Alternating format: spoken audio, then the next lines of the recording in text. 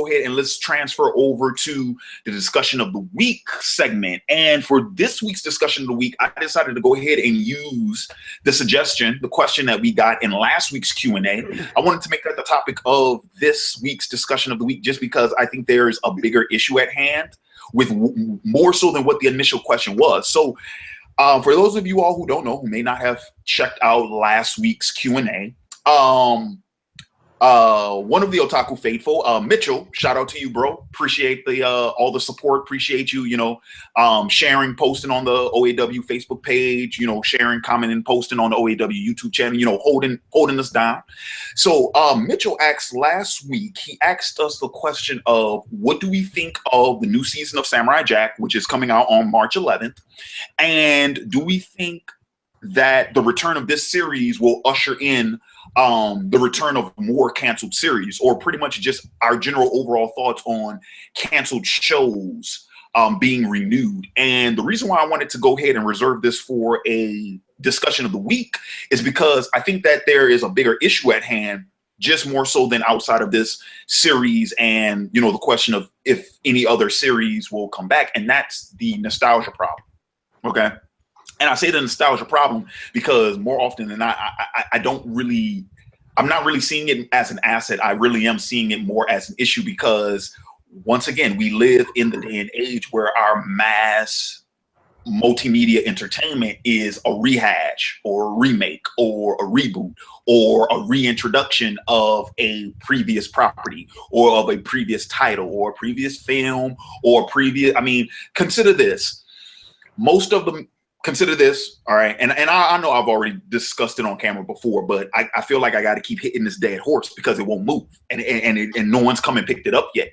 So here's the thing: most of the major motion pictures, most of the blockbusters that we get belong to some type of franchise, okay, with a pre-established fan base. It isn't anything new. All right, we live in a day and age where the vast majority of music, especially popular music, is sampled from previous artists. Okay. So much of the material that we're getting on television and even on the internet, it's all catering to, and by God, don't get me started on the comic book industry, because the comic book industry since the 90s has all been catered towards those people who were reading it in the 80s and 90s. And especially now, like, everything they're doing is just a rehash or a reinvention or a reintroduction of properties from the 80s and 90s. So this is pretty much where I'm getting at with this. And this is my question for the panel at large. All right. Number one, what do you all think about this idea of the nostalgia problem? Well, I'm really the oddball out here, mostly because my thinking is just fundamentally different. I don't care. Okay. The only thing that, honestly, the only thing that matters to me is it good? Is the writing good? If it's a TV show, is the TV show good? If it's a movie, is the movie good? If it's a book, is the book good? Like, the only thing I care about is quality. And in a more general sense, I think that, and what's interesting here is that in some sense, all of us are artists in the sense that we're all writers. So I know everybody here is like either written stories or written poetry or something along those lines.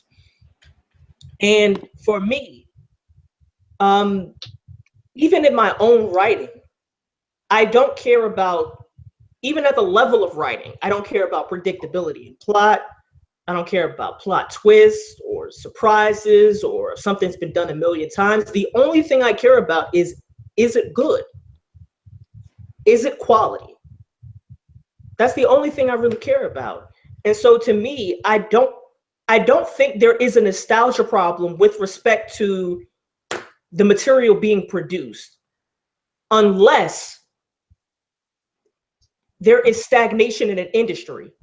And the one of the big problems I have is with American comic books, because American comic books are rather unique. And I really don't think there's anything like it even around the world.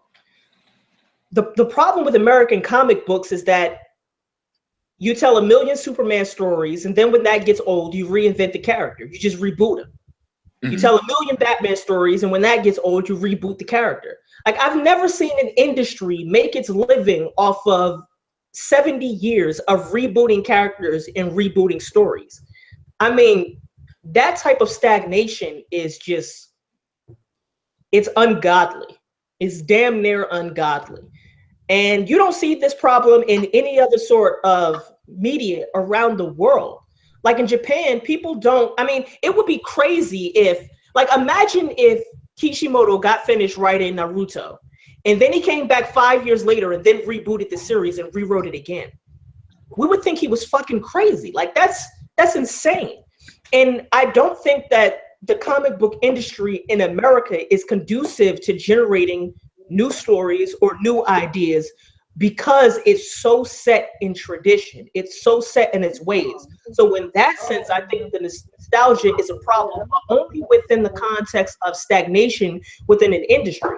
But well, otherwise, here's the thing. Wait, I'm gonna let you finish. Go ahead, finish. No, I'm finished. Okay, but here's the thing with like the American comic book industry, and even in terms of the American comic book industry, to be more specific, it's the superhero genre, because you don't get this with indie comic books. So it's the superhero genre is what we're talking about. And even with that, mostly what we're talking about is the superheroes from the big two. Well, no, that's not true, because Image has done it, because Todd McFarlane's done it with Spawn. Todd McFarlane has fucking rebooted Spawn like at least 3 or 4 times by now. So yeah, okay. But here's the thing though. It's not the whole thing about like, oh, the rebooting, like the idea that, oh, it's stagnant because they can't tell interesting stories anymore. No, that's not why they do it. They do it because, once again, they are like the reason why they keep harboring back to stories from the 80s or the 90s is not because they can't come up with anything. It's because they're trying to sell the product to people who was reading that material in the 80s and 90s. That's why I said it's a nostalgia problem, because the kids who grew up in the 80s and 90s reading that material, we are now adults with disposable income. We are now the ones, like, we're not reliant upon our parents to go to the stores and buy these books for us. Now we can buy them online. I mean, now we can buy them ourselves, and guess what? We can buy them even easier than that. So no, and look, and the same thing, because I'm going to go ahead and use DC as an example again. It's the same reason why why is it that no matter what Warner Brothers or DC decides to adapt, we still got to keep harboring on what? Death of Superman, Dark Knight, the Dark Knight Returns. Because once again, we're still appealing to that nostalgia factor. It's like, oh yeah, these stories were really, really popular in the 90s. So let's just keep milking that cash cow, because it made so much money back then, and all those people loved it back then, right? Because we all know that if it sells well, that means it was of quality, and that means people actually liked it. Because we once again, we still confuse dollars with quality, revenue with quality, and then we still confuse, like, we act like buyer's remorse doesn't exist. Right. So the thing is, they keep trying to appeal to that same demographic, and it's not working out. And that's where the stagnation comes from that you're talking about. It's not because they can't think of anything else. It's because they keep chasing that dollar. I don't know if that's true. I think it's certainly true. I'm I think it's certainly true with respect to the film industry, simply because, I mean, basically our lifetime is the only lifetime where superhero films can be big. I mean, so that's why the film industry is stuck in the 80s and 90s. With respect to comic books, I'm not so sure if that's true. I mean, there certainly have been trends in comic books.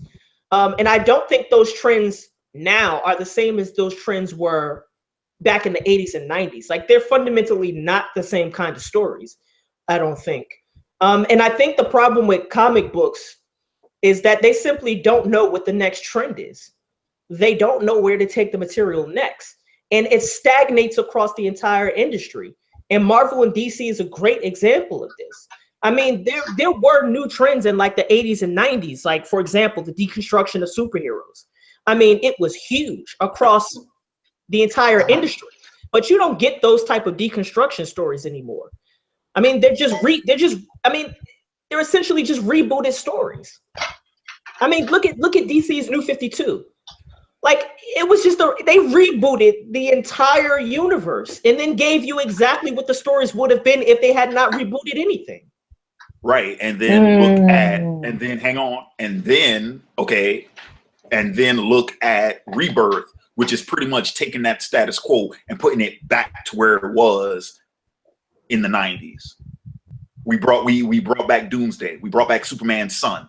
And what would be the whole fucking reason of introducing Watchmen into the DC menu if it wasn't to fucking cash off of Watchmen's fame?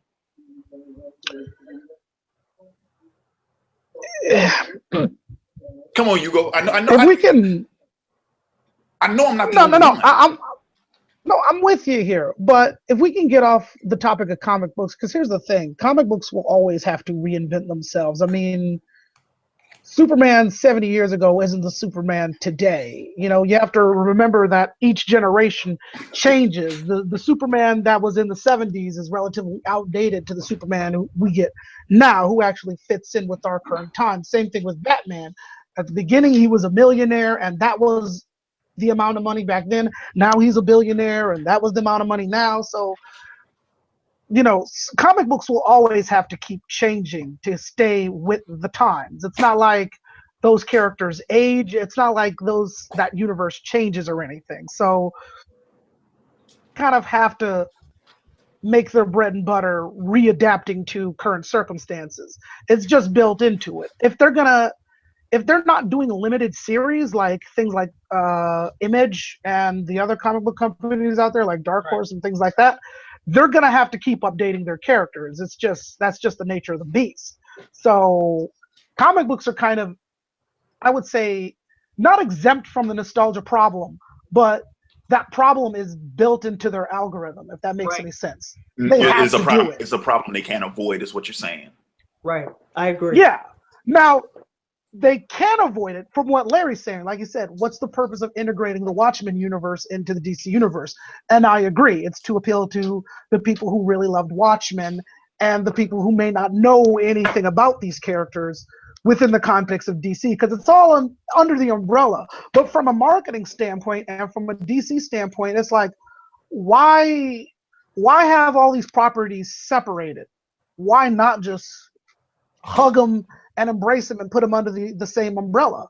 You know, why not give people that billionaire clash between Ozymandias and Bruce Wayne? Why not have Superman fight Dr. Manhattan? You know, why not do this? It would make money because people would be like, oh, it's Superman. Oh, it's Dr. Manhattan. So it's like, from a marketing standpoint, it's like, you can't really see where they would go wrong with it. You know what I'm saying? Like, I can't blame them for doing it.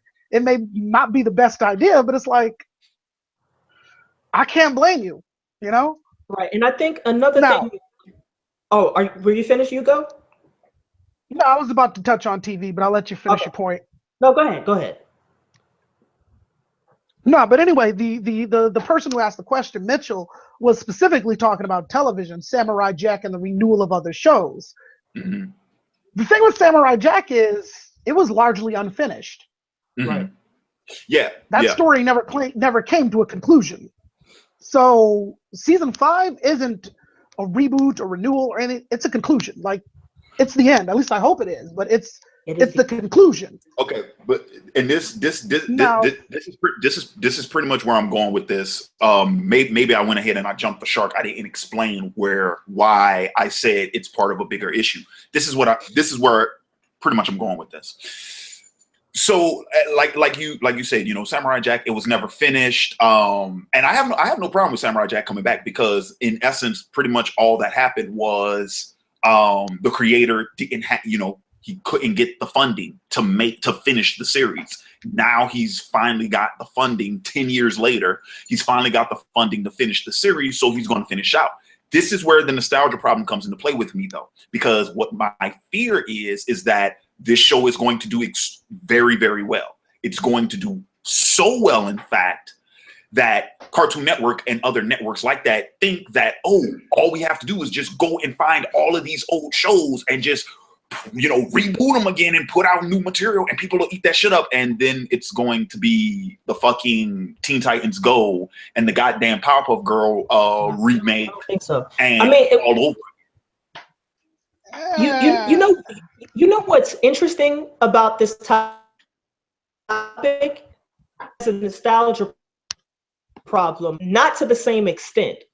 So, for example, if you look at fantasy after Tolkien, every story was just a rehash of Lord of the Rings. And it took basically 2 decades for people to realize that they could tell other fantasy stories that didn't involve shit that Tolkien made up. Mm-hmm. Was you had a whole bunch of rehash shit for 20 years, and then somebody came up with a bright idea and said, you know what? I can tell a different story. That's also great, but different fundamentally from the Lord of the Rings. And it got to a point where the entire genre just got deconstructed in like a 10-year period. So Tolkien was like what, 50s, 60s? I don't know how long ago. Well, however long it was. After that, you had Legend of Shannara. So shit that was basically the same thing as Tolkien. And then people got to the point where you had the creation of the deconstruction of fantasy tropes with George R.R. Martin. Like, people think George R.R. Martin just came out of nowhere. Like, no, he didn't come out of nowhere. He's the culmination of a trend in fantasy that was not necessarily opposed to what had come before, but said to themselves, we can make something fundamentally different. And at the same time, we can parody what came before. We can turn it into farce. We can mock it if we want to. We can take those same fantasy tropes and integrate them in new ways. So the problem in, like, for example, fantasy, that nostalgia problem doesn't exist anymore. Now, if this was 30 years ago, you'd probably say, yeah, that nostalgia problem really does exist. But every trend in every medium goes through the same phases. Like when a medium comes out, when it's something new, it will be repetitive. It will be retold again and again and again. And then we'll get to a point where that medium changes. And that change will be from both internal pressures, from people like, let's say, Alan Moore, for example, and it'll come from outside pressures. People just want to read something different. They want something new. And so, and even in science fiction, this happened, where you had similar trends for a very long time, and then all of a sudden there was an explosion of different subgenres of science fiction. Like, for example, cyberpunk. And then that turned into steampunk and then biopunk. I mean, it just kept going and going and going. The problem, I think, is what Ugo Strange said. The problem is that American comics, at least specifically, and also superhero comics specifically, the problem with them is that they have nostalgia built into itself. Like, it's part of the package, and they can't get out of that. And I think a bigger reason is not just merely the nostalgia factor. I think the bigger reason is that ever since the comic books industry basically imploded on itself, they've been trying to get back to their former glory. And so what they do is they mine stories from previous generations that were glorified, and they try to repackage them and sell them over again as a means to get back to their former glory. But they need to realize that's not going to happen. That's just not gonna happen. It's not. So okay, so tell me this. With all that being said, so the little trend that we're seeing now, you guys don't think this is going to be a reoccurring thing? You think it's just a trend? This is just a trend that we're seeing right now. I mean, until we get a brilliant writer who can do something else with the material. Well, I'm not just talking about that. Pretty much what I'm talking about is, I mean, well, because comic books is going. I mean, that they've been riding that gravy train, like you said, ever since fucking Moore and Miller and whatnot. And I mean, really, I don't think comics have had anything fucking revolutionary in them since like maybe what, the early 2000s, maybe. Probably. But no, I'm talking about like film, for an example, because once again, I got to keep bringing this up. I got to keep bringing this up because it just bugs the shit out of me. And I'm sorry for cussing. I'm trying to make my videos more, appropriate, but it just bugs me so much. Yeah, the Disney. The biggest problem is anytime you have a medium tied to revenue, this is what you will get. You will get people who repackage shit. But as soon as people are take those chains off, things will change. And it happens in every medium. It happened with the novel. I mean, the novel has gone through so many different iterations, so many different genres, so many different subgenres, so many different trends. I mean, just the novel in general over several hundred years.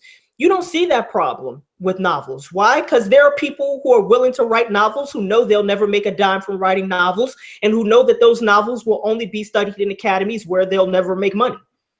Nobody's going to make a multi-million-dollar film for the sake of art. That's not happening. That's never going to happen. Yeah, well, maybe. So, well, I was about to bring up the whole Disney animated remake thing again, but like you said, well, I mean, but that's been my whole argument this entire conversation, is that all of this is happening just for money. And unfortunately, I feel like because of that, like, well, we all know how this works, right? It's like people want to invest in the thing. Well, I said people. Companies want to invest in the things that they know have already made money, already provided a track record of making money, already have a customer base. So because of that, they're more likely to go ahead and keep reproducing those things instead of taking the risk on something that has yet to establish itself with a said fan base, with a said clientele, with a customer base, things of that nature. Well, all it takes is just one person to do it. Like, I remember not too long ago, I was talking to the girl who loves horror movies about this, about how come you don't see the creation of any new horror icons. You know, the last one we had, it was Jigsaw. And he's kind of like our current Freddy Krueger, if you will. But like, we still have Freddy Krueger, Leatherface, right, Michael Myers, all those people. You know, everybody's familiar with those. I don't have to say anything about it. Jigsaw's like the new one. Well, what happened with that? The first movie came out and it was just this small little movie, blew up, and now all of a sudden he's a household name, or at least in certain circles. So it, like, all it takes is somebody to really take a chance for it to penetrate a niche. Not too many people are willing to do that. But once something does do that, and I could bring up a reference now, but it'd be a spoiler for something, and I don't want to do that to your viewers. But put it like this: once that niche market becomes vocal enough to get something done, that's when you'll start seeing a change. It's like, oh, there's actually kind of a groundswell for this material out there. And it's like the companies don't know what's out there until they know it's out there. Like, until that right fishing lure goes out there and people start swarming, and they're like, oh, this was there all along. We just got to find a way to tap into it. So shit, dude. Well, I mean, since you bring that up, it's so funny because once again, like even the major properties we see on television right now, like Game of Thrones, those books came out in what, 96? The first one came out, right? And the series didn't come out till 2011. But it penetrated the market, though. That's what I'm saying. It created, it caused a groundswell of people who were already familiar with the product and introduced people who weren't familiar with the product. Right. And then, like, even The Walking Dead. When did The Walking Dead first come out? 03? Yeah. 04? Yeah. But you know what I'm saying? And The Walking Dead, again, hold on, but The Walking Dead came at a time where zombie media wasn't really a thing anymore. Like, we had the Dawn of the Dead remake, and that was like only movie-wise. Then The Walking Dead showed up. So, I mean, AMC took a lot of chances on a lot of shows. Breaking Bad was shopped out to HBO, and I think Fox at one point in time, until it landed there. And Breaking Bad is an incredible show, completely original, you know? I think it created. Go ahead. I was going to say that I think the ultimate point here is that the threshold for the entry point into medium are not equal. So, like, say you want to make a movie. Generally, what you need is millions of dollars to make a movie. And it's going to, the entry point, the threshold for that entry point is just so high that it's going to make it impossible to have the type of intellectual diversity you need to keep a medium replenishing itself. But let's take novels, for example. The threshold for a novel is basically $0.